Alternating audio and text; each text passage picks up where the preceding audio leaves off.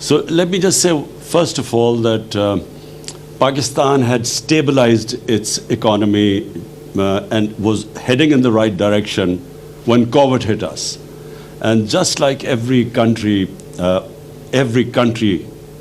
got badly hit by COVID because this was something unprecedented. And it was unprecedented because of the lockdown. There's no precedence of an economy being locked down, completely shut, and the consequences of that shutdown. That's really what the world is coping with. So for us, it was not just a question of curtailing the virus, but it was also stopping our people dying from hunger. And we very quickly realized that when you lock down an economy, you have to take care of those people who are daily wages, whose family depend on their earnings on a daily basis or a weekly basis. And if you lock the economy down, not only these people get affected, but secondly, those people, who are in the informal sector, like the labor in the Pakistan's labor, 80% is in the informal sector, so we have no record of them. So unlike the US, where you could send money to their bank accounts, we couldn't do that. So we quickly realized that we could not impose a lockdown like the one imposed in Europe or in China. We realized that we had to go for a smart lockdown. In other words, have spot the hotspots and lock them down, but do not really have a strict lockdown, because you can't lock down hungry people. So that worked. We opened up our economy quicker than others. We never locked down the agriculture sector, which was basically rural. We opened up the construction sector, which was in the cities. And because it was mainly outdoor, there was no spread because opening up the construction sector. And then we had a cash program where we gave about 15 million families were given cash handouts. And it was one of the best programs. And that really saved us from the worst effects of the lockdown. And actually, because the people were with us, the public complied with our measures, we came out of it better than any other country. So we saved our economy from its worst effects.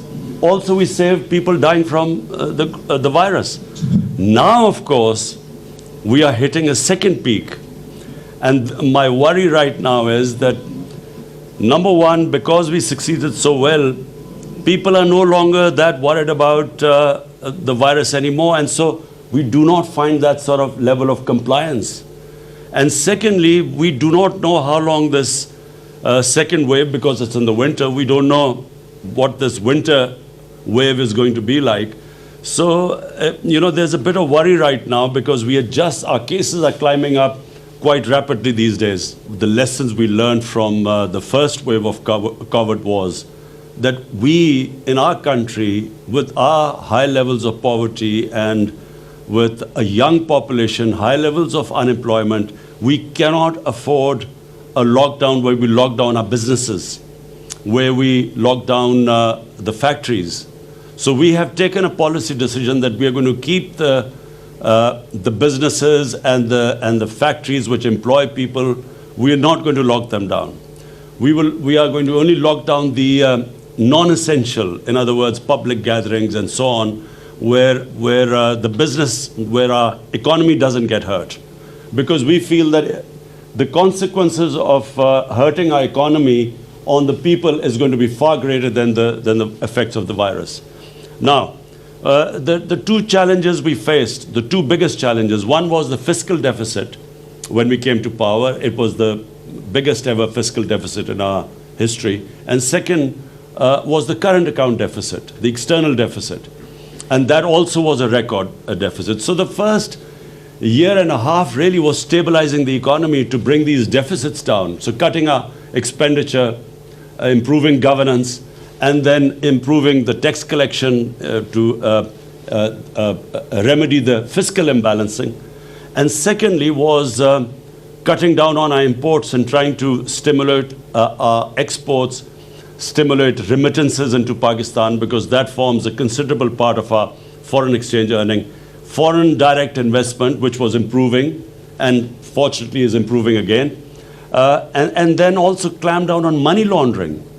Now, this is a big problem in the developing world, where illicit flows of money leave our country to offshore accounts and so on. This illegal money. So we clamp down on that too. As a result, after 17 years, the last quarter, we had a current account surplus. This is after 17 years, so this was a big achievement, and which reflected on the stability of our currency, because we have our currency is now floated and it's on a market-based exchange rate. So our current currency stabilized, in fact, gained in the last few months, and our exports started increasing, because previously our exchange rate was artificially kept high. As a result, the exports went down, and we had the biggest trade gap of $40 billion between import and exports. So our exports started improving. We also gave incentives to the export industry, to the industry in general. And so we are seeing, compared to all the other countries who've been hit by COVID, Pakistan is that fortunate country where our stock exchange shows that the business community has confidence in us. Our exchange rate reflects that. We have now cement sales are highest in our history, which means that the incentives given to the construction sector have worked. So the construction sector is on the move, which means more employment. Our textile industry at the moment is running full. The hub of the city, which is the hub of the textile industry, Faisalabad, they're short of labor right now. So the measures we took first stabilized and now are heading in the right direction. Of course, I say this because we do not now know, and we are praying that the second wave of COVID does not really make us take those measures which affect this right trend, the country which is heading in the right direction. That CPEC is not exclusive to just China. CPEC is, first of all, it started with connectivity. It was a transport, a road network which connected various areas in Pakistan. Secondly, it was about power generation. We were short of power, so we needed power generation, to fuel the growing population and the growth rate. So now the second phase of CPEC is more than connectivity. It is special economic zones which we are opening up, and with special incentives there. It is about agriculture, where we really need help from China, because their productivity in agriculture is much higher than in Pakistan. And it's about also these technology institutes which we want help from China because of digitalization of Pakistan, improving our e-commerce. So we need skilled labor for that. So that's also part of CPEC. But mainly it is about connectivity. It connects Pakistan to China, which is one of the biggest markets. It is also, you talked about the railway. First time in Pakistan's history, we are modernizing our railway. And it will completely revolutionize railway travel in Pakistan, which is called the ML1. And it connects Karachi right up to Peshawar. And the next phase, we want to connect it right through Afghanistan to Uzbekistan. So it will connect us to China. And also, we hope that there will be an east-west. Unfortunately, with India right now, we have a problem. And we hope that this will change with a new government, which is a moderate government. We have where we can resume normal relationship with India. But with Iran, if sanctions are lifted there, we then have a north to south, east to west connectivity, and Pakistan's special strategic location connects it to the biggest biggest markets, as well as the energy corridor. So we are really very well placed, and CPEC is a great opportunity to now move forward from here. And as I said, it's not exclusive to China. Anyone can become part of the CPEC. The key for us right now is Afghanistan. it's after a long time that there is a prospect of peace. For some reason, there were attempts for a military solution, and here's someone who kept saying that there was never going to be a military solution. Finally, the peace talks started, and Pakistan played a huge part in getting the Americans and the Taliban to sit on a table. And then it played another very difficult to get an intra-Afghan dialogue going. Now, unfortunately, the level of violence is growing in Afghanistan, and this is of concern to us because we believe that peace in Afghanistan has huge dividends, first of all to the people of Afghanistan, but then to people of Pakistan. It connects us right up to Central Asia, and as you quite rightly said, Central Asia has this huge untapped potential, which will be of great benefit to us and to Central Asia if they can connect right down. They're landlocked, and they can, through Gwadar, they can be connected to the world. So the great hope here is that there is these talks succeed and there is peace in Afghanistan. And apart from anything else, the tribal belt of Pakistan, the strip of land adjoining Pakistan and Afghanistan, they were devastated by the war on terror. And the best way to rehabilitate and to give employment to the people there is if there is peace in Afghanistan, and the adjoining areas will benefit the most from trading and connectivity. If someone asked me what was President Trump's greatest achievement, for me it is this resumption of the Afghan peace process. I feel that it was a great achievement of his because he literally forced this peace process to take place. And the fact that after so many years there's a dialogue going on, no matter how difficult, and it was always going to be difficult. The longer the conflict, the harder it is to bridge that divide which that conflict creates. So I feel that President Trump did a great job here, and I'm convinced that President-elect Biden is not going to reverse this because there is no other solution. I mean, there is only one way forward. You can't have a conflict going on for 19 years and no result and expect that you keep doing the same thing over and over again and you expect a result in the next 19 years. So therefore, I think everyone will be trying to push this peace process. Let me just say one thing, that, we see our government as a facilitator, to facilitate the private sector. We believe that, the government's job is not to actually come into business, except in certain crucial areas. But in this field, we really believe that it's the private sector that needs to be encouraged and facilitated. So the answer is yes, this is the future, public-private partnership. And the sectors you mentioned are extremely important: agriculture, governance system, because the efficiency in governance system comes with e-governance. And we have actually set ourselves deadline when we want all our government departments to be on e-government rather than the old paper pushing.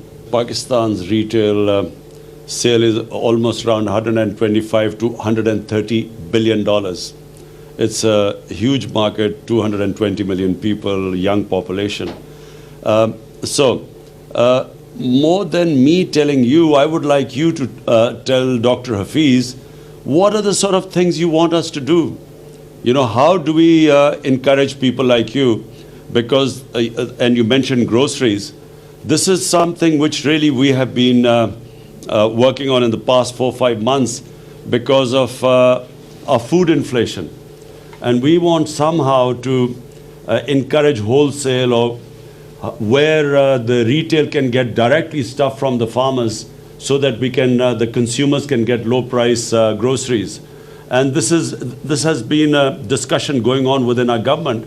But we would love you to give your point of view. And Dr. Hafiz, since he heads the committee which looks at food inflation on a weekly basis, he knows all about we are trying to make to somehow bring down the cost of vegetables and groceries. So we would really love you to give your input in this. We want three things. Number one, we want the actual farmers to get paid more, because at the moment they do not get paid much. The middleman gets most of the money. So the one who works hard, number one, we want him to get paid more. And secondly, we want the consumers to get a lower price. And thirdly, we would want our products to be graded.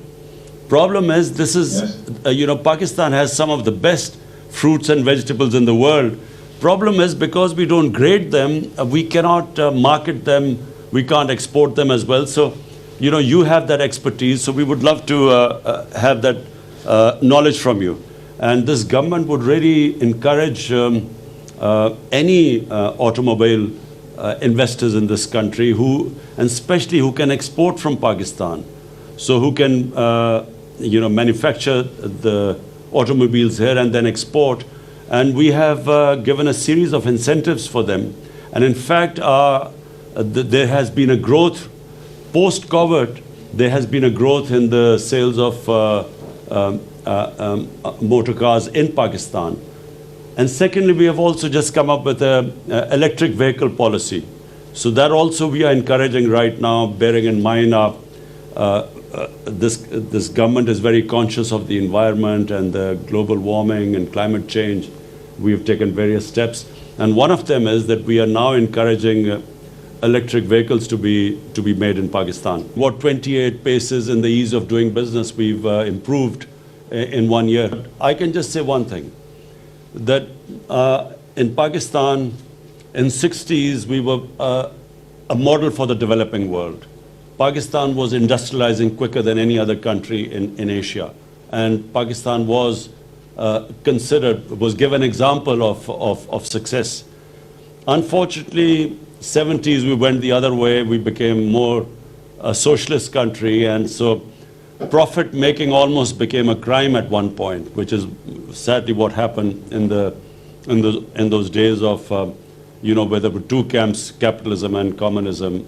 So we went that way in 70s, and that choked our industrial development.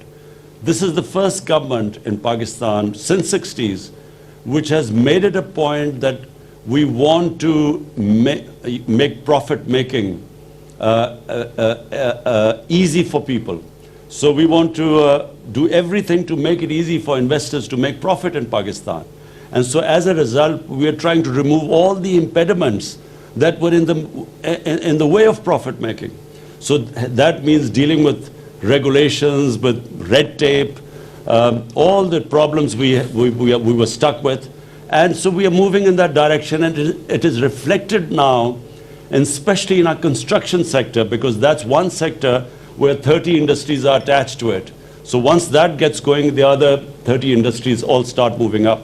And that is where it has taken us almost a year to remove all the impediments that were in the way of the construction sector. And that's what we are trying to do in the small and medium industry.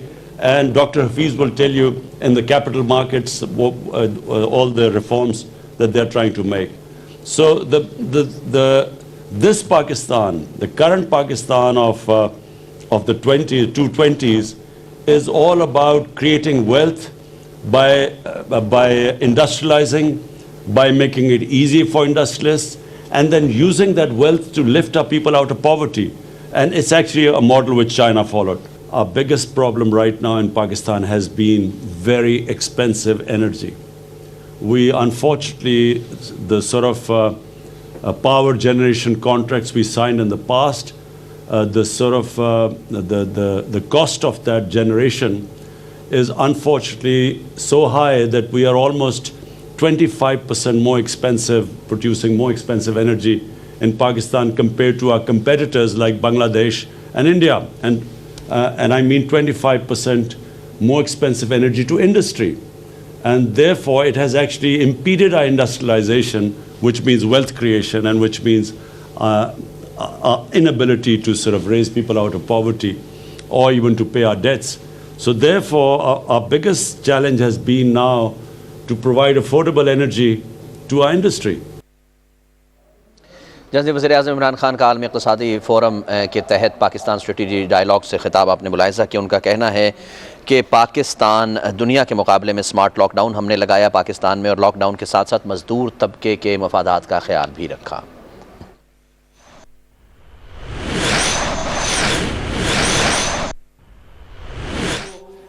Preserve करने की कोशिश की जाती है। मैं आपको art के अंदर, पेंटिंग्स के अंदर ये बताऊं कि रियलिस्टिक पेंटिंग्स आना था 14th सेंचुरी 15th सेंचुरी, जब फोटोग्राफी नहीं थी। आर्टिस्ट बड़ी खूबसूरत सीनरीज बनाया करते थे। फिर उसके बाद पोर्ट्रेट्स बनाते थे बादशाहों के, स्कल्पचर होता था, सब कुछ। अब जैसे जैसे